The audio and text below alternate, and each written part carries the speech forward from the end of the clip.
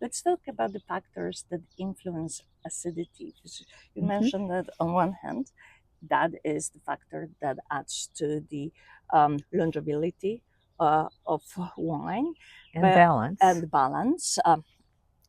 And let's talk about how you manage retaining that acidity. What are the natural factors Well, here to do that?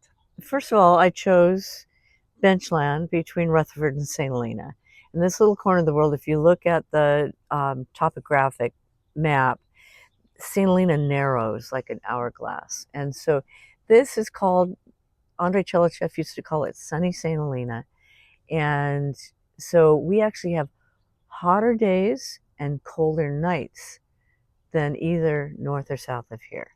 So we have the heat we need to get the Cabernet Sauvignon ripe, but we have the cold nights. Acid starts out very high when the grapes are first starting to ripen, and they degrade at night.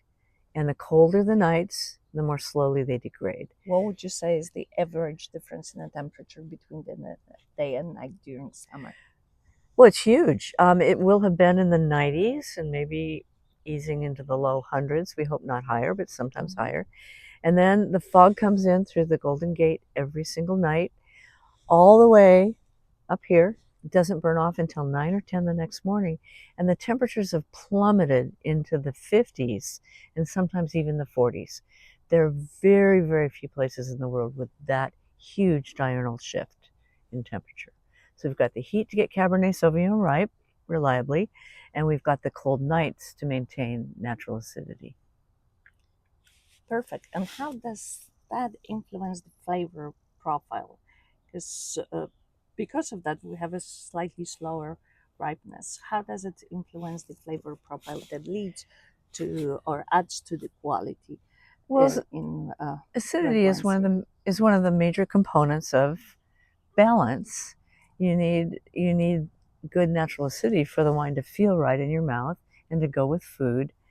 Um, and specifically, the benchland here between Rutherford and St. Helena tends to produce Cabernet Sauvignon that has a lot of red and blue fruit, a lot of the bright end. There's also the purple and black, so there's wonderful complexity, but we have that brightness of the, say, cherries and blueberries in there with the purple and black, cassis, plums, blackberries. And in a good vintage and a great vineyard, those can all be in the same glass at the same time, and that's complexity. Okay. How does it develop over time? Because I've never, I know you've watched your wines and studied your wines for the development of the flavor profile and changes over time. How does it work in new wines? What's the In the profile bottle, in a bottle? Yes. yeah, my wines tend to be fairly bright when they're first released because of that good natural acidity and the red and blue bright fruit.